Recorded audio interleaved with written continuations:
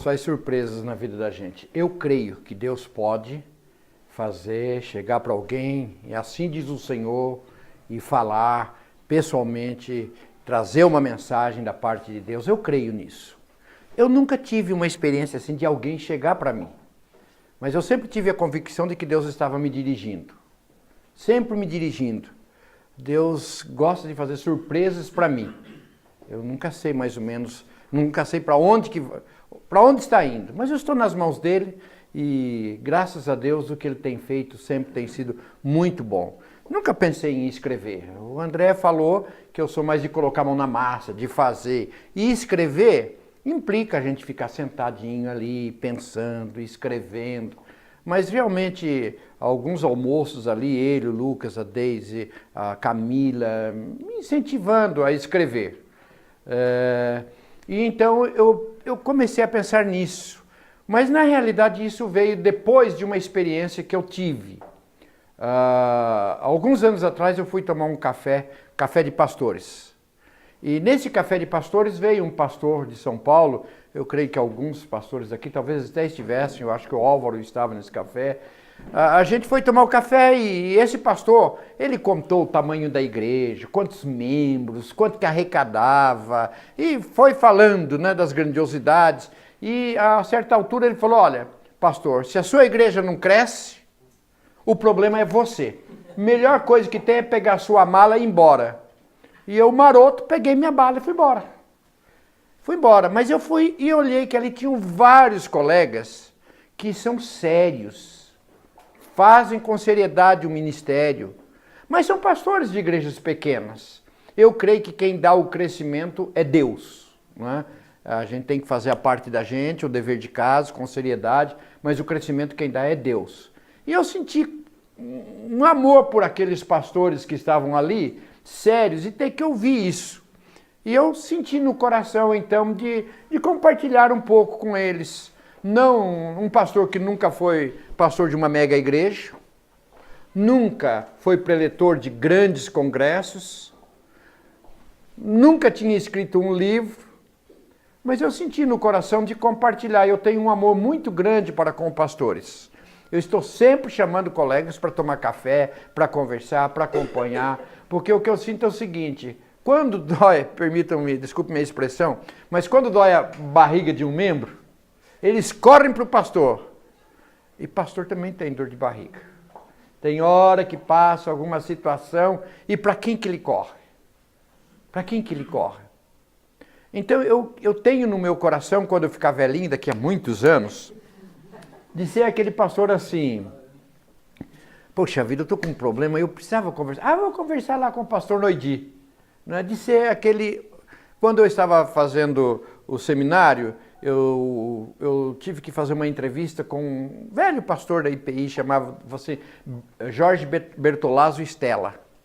E ele, viúvo, sentadinho no escritório dele, disse, pastor é o ser mais solitário que existe.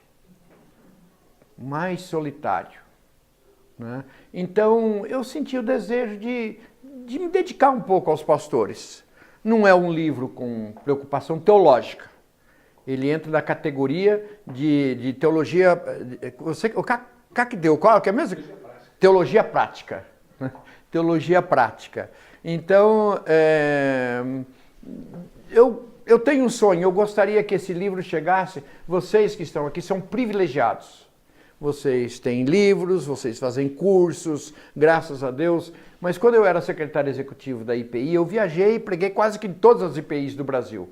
Quando chega lá no Fundão, Norte, Nordeste, sabe? São aqueles colegas que nunca têm um encontro com um pastor, uma dificuldade para encontrar um livro. Então, eu não sei como, mas Deus vai me ajudar sim. Eu queria que esses livros chegassem para esses pastores, sabe? Chegassem no coração para abençoar. Eu tenho orado, cada vez que eu sentava para escrever, eu dizia, Deus, tu sabes, meu objetivo aqui é ser bênção na vida de outras pessoas, ser bênção na vida de outras pessoas. Então eu tive o privilégio de ter sido escolhido, eu não escolhi ser pastor, eu fui escolhido.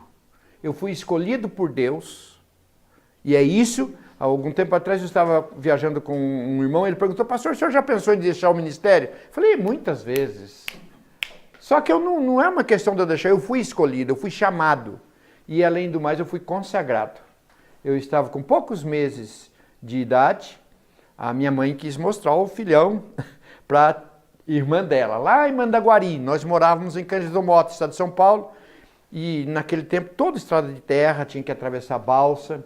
Fomos para lá e lá por causa da poeira, esse negócio eu peguei naquela época chamava pneumonia dupla, não sei se esse é o nome.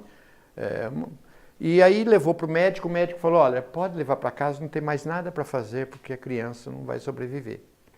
E a mamãe falou, olha, eu não quero que meu filho morra na casa dos outros. Loucura de jovens pais, né? Pegaram um ônibus de Mandaguari até a Cândido Mota, chegou num ponto que o papai foi e falou com o motorista, naquele tempo era jardineira, né? Com o motorista da jardineira, pediu para o motorista parar, foi debaixo de um pé de café e orou e disse, Deus, eu te agradeço pelos meses que o Senhor deixou esse menino comigo. Se o Senhor quiser levar, ele é do Senhor, mas se ele ficar, ele vai ser do Senhor. Eu estou nesse instante consagrando para o Senhor, né? E Deus tem me abençoado, tem me usado, e eu sou muito grato por isso. Nesses 42 anos, se a gente fosse contar, isso eu não pus no livro. Mas dentre todos vocês que estão aqui, eu fico muito feliz. Mas eu quero destacar o pastor Fornel, já com 31 anos de ministério. Em 1976, ele foi passear na minha casa. Ele era presbítero em São Paulo, meu primo. Era presbítero, era alto funcionário do Banco do Brasil. E eu pastoreava Cândido Mota, Palmital, Ibirarema, Campos Novos e Barra Mansa. E ele fez uma viagem missionária comigo. Aí eu trabalhava no cartório também. É verdade que as igrejas não podiam me manter, tinha mais essa, né? Quando nós voltamos em casa, ele falou, noite, durante a viagem, Deus falou comigo. Eu vou para São Paulo, vou me ingressar no seminário, quando eu terminar eu te ligo. Depois de 4 anos ele me ligou, Noedi, terminei o seminário, tem alguma igreja que não pode manter o pastor? Eu não preciso de salário. E aí tive o privilégio de fazer a ordenação do Fornel. Então são coisas, 42 anos tem muita história. Não é uma autobiografia, mas eu vou contando algumas coisas do ministério, do pastorado e ilustro com experiências, né? Ilustro com experiências. Eu gostaria que vocês lessem, me dessem o retorno.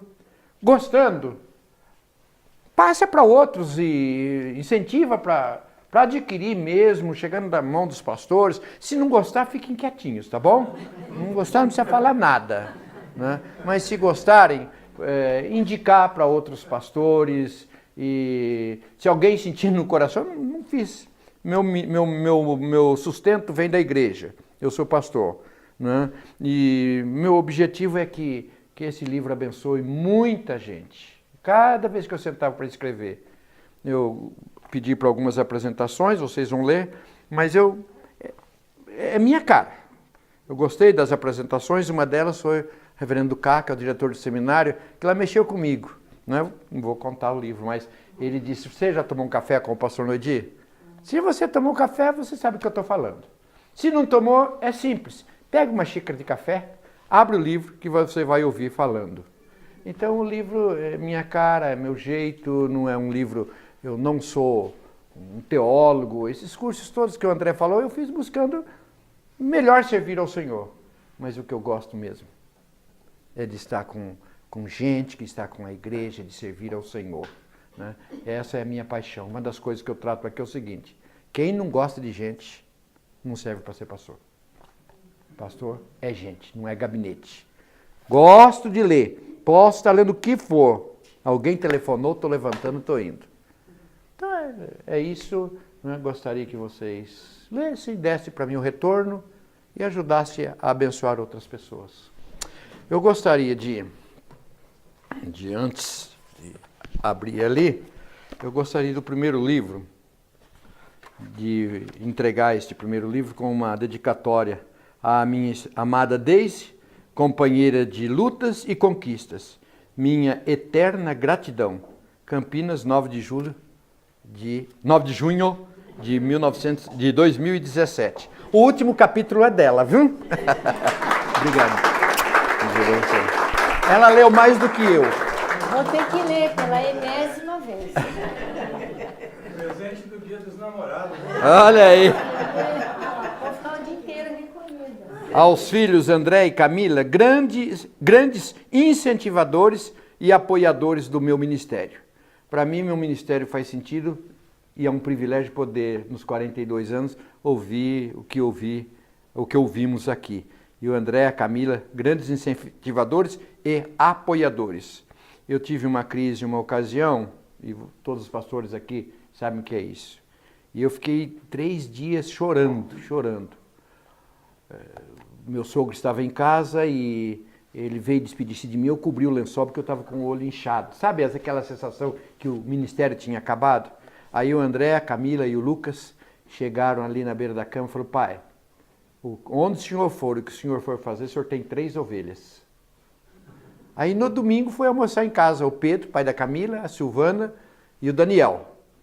Pastor, não são 3 ovelhas, são 6, estamos aqui. Então eu gostaria de deixar esse exemplar para o André e para a Camila, né? Vou guardar. Obrigado, viu? Agora eu vou ler. Agora você vai ler. Obrigado, filho, pelo incentivo, pela cobrança. Agora eu que estou cobrando que ele tinha um sonho de gravar sax, estou fazendo isso em público. E ao meu filho Lucas, grato pela sua grande participação neste livro e no meu ministério, no ministério todo. E neste livro vai vender só por causa da capa. Né? A ilustração é do Lucas. Então, obrigado. Deus te abençoe, viu? Tá aqui.